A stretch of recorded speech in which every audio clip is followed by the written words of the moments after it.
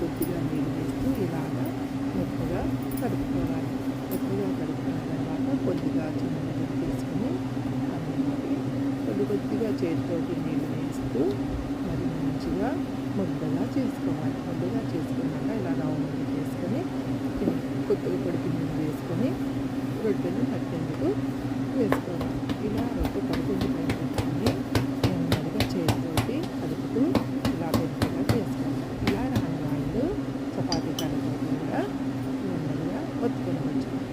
చపాతీ కర్రతో వేసేటప్పుడు కొద్దిగా పొడి పిండి వేస్తే చపాతీ కర్రకు రొట్టె పిండి అంటుకోకుండా ఉంటారు.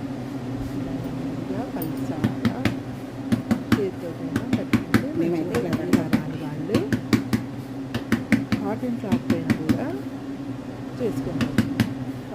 కాటన్ క్లాత్ పైన చేసుకునే వాళ్ళు కాటన్ క్లాత్ని ముందుగా కట్ చేసుకొని దానిపైన రొట్టె చేస్తే మంచిగా ఉంటుంది. పెనం బాగా వేడెక్కిన తర్వాత ఈ రొట్టెను చేతితోటి నెమ్మదిగా తీసుకుంటూ దానిపైన దాన్ని విరగకుండా మొదటిని మాదిరి నెమ్మదిగా విరగకుండా పెనం పైన వేసుకోవాలి. పెనం పైన వేసుకునే ముందు పెనం బాగా వేడికి ఉండాలి. లేకపోతే రొట్టె కావాలి.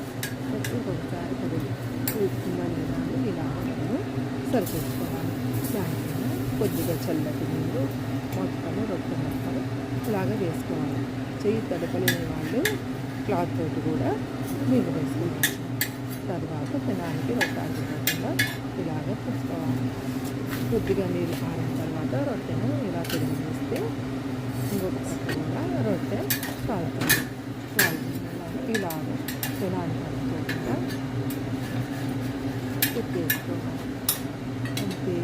ఇంటి పక్కల నెమ్మదిగా అట్లా కారతోటి పెట్టుకున్న తర్వాత ఇలా పొంగి రొట్టె బాగా మెత్తగా వస్తుంది. తీసుకొస్తాం. దీన్ని రొట్టెలోకి సొరకాయ, గోంగూర ఏ కర్రీ అయినా చాలా బాగుంటుంది.